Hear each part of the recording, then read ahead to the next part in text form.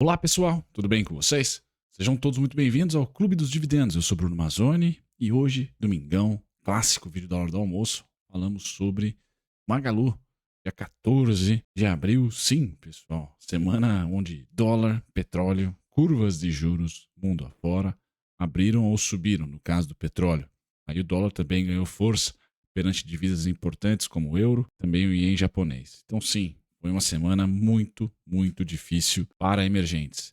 E a gente vai comentar no vídeo de hoje prestação de contas, pessoal. Vou passar um pouquinho do macro, que bateu muito nos ativos, tá? E aí nós vamos terminar com a análise gráfica da Magalu, que nada mudou, né? Ela só retornou aqui à nossa região de desconto, do 171 a 156. Acho que o vídeo vai falar mais, vou comentar um pouquinho mais sobre os insights aqui da bolsa até o momento, year to date, e também sobre o cenário macro que passamos aí ao longo da semana passada. Certo, pessoal? Disclaimer na tela, eu sou Bruno Mazzoni, analista, CNP e técnico. Seja muito bem-vindo aqui ao Clube dos Dividendos, que apesar de dividendos, Clube dos Dividendos, também falamos sobre small caps, também falamos sobre ações que ainda não pagam dividendos. Então deixe um comentário, uma sugestão, sempre dou espaço, principalmente quando temos quedas abruptas ou a ação se torna popular por causa de um fato ou outro. Pessoal, essa tela é um mapa de calor do Ibovespa, tá? Esse mapa de calor do Ibovespa mostra para a gente o retorno das ações desde o dia 2, 3 de janeiro, primeiro dia útil do ano. E vocês podem perceber que temos aqui titãs salvando ou trazendo um airbag para a bolsa. Sim, Petrobras, né? Preferencial, principalmente aqui para o pessoal que opera dividendos. A VEG, 3%. Temos aqui a Suzano, quase 10%. A Braskem, né? Entre Beira e Beira aqui, quase 10%. A Embraer, 41%, a melhor ação da bolsa em 2024, tá? Melhor ação do Ibovespa em 2024. Tá? Então é importante colocar aqui para vocês que a Embraer literalmente está voando, a Cielo subindo 20%. Tá? Destaque de turnaround, muito provavelmente turnaround. Temos aqui BR Foods e a Sabesp também subindo 7% junto com o CEMIG. Então, lógico, o Banco do Brasil também tem uma rentabilidade abaixo do CDI, assim como a VEG, mas ainda assim uma rentabilidade positiva. O que eu olho aqui, pessoal? Quem que está batendo aqui CDI e inflação? A Petrobras muito provavelmente ao longo do ano vai bater por causa dos dividendos. A Banco do Brasil também tem essa possibilidade bem grande. Tá? Agora, no mais, pessoal, nós temos aqui BR Foods, tá?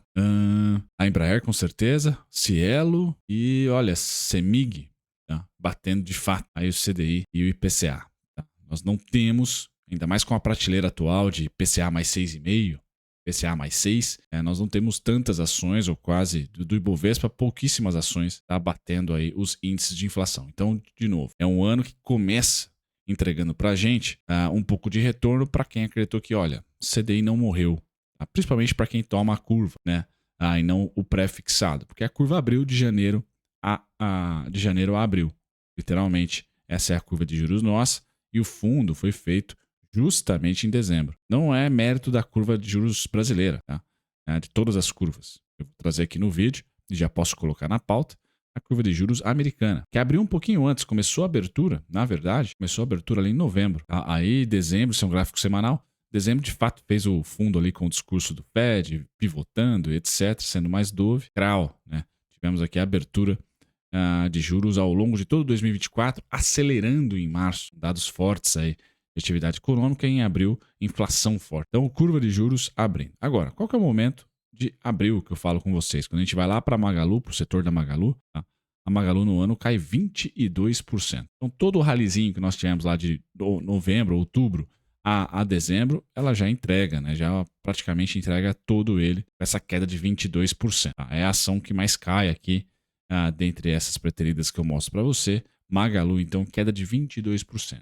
E durante a semana, o que nós tivemos aqui? Dólar, esse é o DXY, subindo pra caramba, esse é o mês de abril, tá? Qual que é o meu cenário, pessoal? Não passa daqui, do 106, 174. Eu estou ancorando o pessoal da sala ao vivo de dólar, que opera com o Gui, que agora também participo, tá? Agora sob a custódia aí da XP. Estou ancorando o pessoal que, olha, vendas no nosso contrato futuro somente. Quando bater aqui no contrato atual, o 106,17 do DXY. Nítido que o dólar está ganhando terreno. E a barata voa para o contrato de abril também, aí falando de dólar, né? Desvirtuando um pouquinho do tema aqui da Magalu, caso a gente rompa o 106,174. Para a Magalu, o que é importante é que dólar ganhando força, pessoal, tem hoje a narrativa, tá? De que os juros ficará alto por mais tempo. nos Estados Unidos. E a narrativa no Brasil, que a Selic terminal ela é maior. Então não vai ser 9,25, 8,75, 8,50. 8,75 é a minha, mas não vai ser 9,75 que é do mercado. Tá? Vai ser 10. Estão falando em Selic fim de curso aí a 2 dígitos. Por quê? Porque o dólar está ganhando força. Tá? Mas por que o dólar está ganhando força, pessoal? O dólar está ganhando força porque a atividade econômica está voando. Tá? Olha, a atividade econômica está boa em relação aos seus pares. Tá legal. Mas eu não vejo esse motivo. Hoje, e a narrativa que nós tivemos essa semana, o dólar voou, tá? Muito por causa do trade de risco. Qual que é o trade de risco? Segurança, petróleo. Petróleo sobe, temos aí o empurrão dos PMIs industriais, mas com certeza aí uma possível escalada entre Irã e Israel. Petróleo subiu, legal, por PMIs industriais principalmente, e também ajudou ali a turbinar um pouco a subida. Conflito. A gente está na iminência nesse final de semana que falo com vocês aqui de algum ataque mais veemente por parte do Irã. Então o petróleo se preparou para isso, se posicionaram para isso. Petróleo subindo é inflação futura percebida maior. Inflação futura percebida maior é Fed com juros altos por mais tempo. Fed com juros altos por mais tempo para combater a inflação que o petróleo pode trazer, principalmente no verão americano, significa dólar forte. Tá? Dólar forte. Os Estados Unidos fizeram um leilão de 10 anos lá, 4,40, 4,45. Pode ter um leilão de títulos, o próximo aí para financiar a dívida americana a 4,5, 4,75 em dólar, sem risco. Isso suga liquidez. Tá? Mas o trade do dólar hoje, pessoal, é o trade do petróleo. O petróleo sobe, dólar sobe. Tá? Petróleo cai, dólar cai. E eu tô na expectativa que o petróleo cai. Tá? Baixe lá os 96, máximo 91, 91, 93 que está hoje muito próximo da máxima e cede. Tá? Então o dólar tem mais um pouquinho de gastrite e cede. Essa é a minha expectativa, porque não é interesse do Ocidente ter petróleo subindo. Curvas de juros americanas estão próximas de máximas históricas, então também podem dar um alívio. Mas o DXY, principalmente, é o cara que pode trigar aqui um certo sossego logo, tá?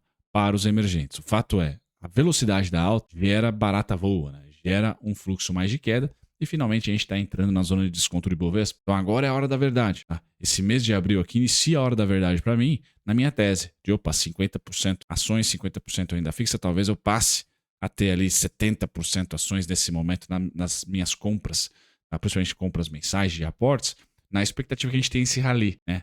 Que o fundo foi março, pode ter, agora abril, perdão, maio, e aí de maio a julho nós temos um rally. Por que eu acho isso? Porque o dólar não tem muito fôlego para passar no curto prazo dessa região aqui.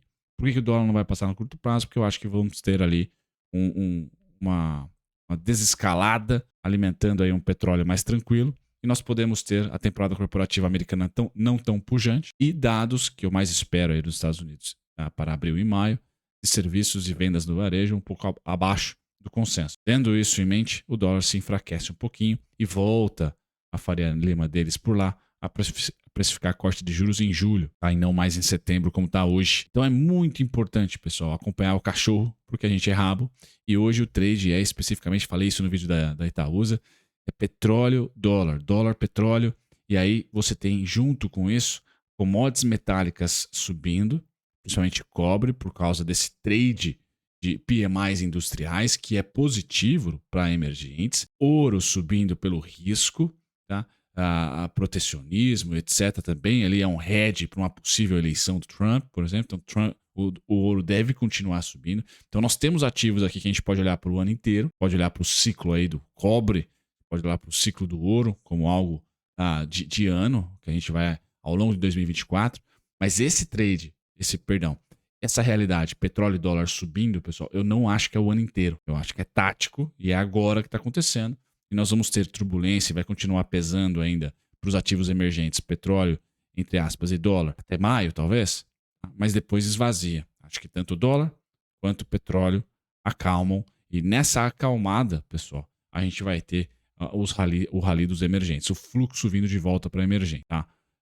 Deve rotacionar primeiro para a Europa e depois pular para a gente aqui, emergentes, tá? Porque a Europa vai cortar os juros, é um fato. E até por ter essa clareza de corte na Europa, que o dólar ganha força e o euro está indo para paridade. Tá? Então esse momento é um momento muito difícil porque nós tivemos no início do ano, pela força econômica americana, tá? Ser pujante e os resultados pujantes, etc., sugaram liquidez. Tende um pouquinho de emergentes que subiram muito de outubro a dezembro. Os Estados Unidos continuam subindo, mas lá está interessante renda fixa também, então vamos lá, todo mundo comprando nos Estados Unidos. Aí nesse segundo trimestre a gente inicia com inflação forte, mas commodities já voltando a subir. Então no plano de fundo emergente está começando a ficar interessante, mas por hora o dólar ainda, né, ofusca um mercado de alta nos emergentes. Então acho que esse ofuscar do dólar é temporário. Se você acha que é estrutural, pessoal, é queda forte, tá? No nosso juros, nossa curva de juros, eu não vejo ela muito acima da Selic, quiçá acima da Selic, que está 10,75. Então, nossa curva 27 bateu ali 10,65, meu alvo ali, 10,70, que seja. Pessoal, não acho que vai mais do que isso, tá? Acho que está bem próximo da máxima, ou seja, bem próximo do melhor momento para você investir em small cap. Olhando para o small 11, por exemplo, small 11 em queda, você está se aproximando ali de um bom momento de compra para o small 11, para quem, de novo, tá com a expectativa que vamos ter mais um ralizinho. E eu acho que teremos, com a mínima sendo feita entre março, abril e maio. Em maio, já a segunda quinzena até julho, a gente tem esse rali. Tá? Essa é a minha expectativa. O amarelinho aqui para o Small 11, você pode pôr isso para o Trig 11 e, obviamente, você pode transportar para a Magalu. Obviamente não, também para a Magalu. Tá? Então a Magalu, pessoal, tá prestes a me colocar aqui no muro. De novo, 171, 156, 165. 171 e 165 já bateu. Tá faltando só 156, pessoal. Caso rompa, a gente volta às mínimas novamente. Para mim não faz o menor sentido voltar às mínimas. Por quê? Juros está menor. Curva de juros, apesar de estar abrindo, está menor do que estava, tá? Ali em setembro do ano passado. Lucro voltou. Fundamento está melhor. E Selic está abaixo. Não é a Selic dos sonhos, mas está abaixo. Então as três condições macro, pessoal, e micro, uma micro, né, que é resultado corporativo, me colocam aqui a Magalu como, beleza, vamos segurar esse fundo. Tá? Então, como analista, eu não vou conseguir ter argumento aqui pragmático para vocês, dizer, putz, merece ceder, tá? Merece romper fundo. Não, vai ser fluxo, vai ser por N motivos, mas que não esses três que eu dei um X para vocês aqui. Tá? É lógico que tem um pouquinho de opinião minha aqui, tem, mas o fato é, lucro é um fato, a curva de juros menor é um fato, a pedindo menos prêmio é um fato, e a Selic menor é um fato também. Só você olhar a curva de juros aqui. Bem menor ainda, para os juros é bem menor, né? Do que setembro. Esse aqui é setembro do ano passado, quando a Magalu fez fundo. A curva de juros, pessoal, naquele momento, chegou a bater 11,50. 11,50. Nós estamos falando de 1% a menos agora. Estressada, ainda assim 1% a menos. Então, curva de juros, check. Selic. Vamos lá pôr a Selic aqui naquele momento. Por aqui. Log. Vou juntar tudo à direita. Selic, pessoal, naquele momento, ó, traçar uma reta aqui, certo? Selic linha laranja. Naquele momento, a Selic estava a 12,50. Então, Selic é 12,50 em setembro. Curva de juros a 11,50. E nós fizemos o fundo da Magalu em setembro. Agora, a curva de juros está mais baixa, Selic está mais baixa, e veio um lucro operacional, sem crédito tributário, etc. Poxa, então eu não tenho argumento para falar para vocês, pessoal, que a Magalu merece romper o fundo. Mas o mercado é soberano. Rompeu. Brunão de novo fala que errou. E nós vamos para os alvos aqui já de 2016 ali. E não mais da greve dos caminhoneiros, que é 2017. 2018, na verdade, né? Perdão. Certo? Nós descemos aqui. Aí vai ter alvos no 1,28, 1,18, tá?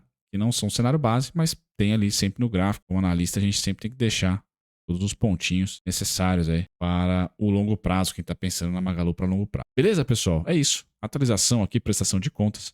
Vejo vocês no próximo vídeo. Um grande abraço. Tchau, tchau.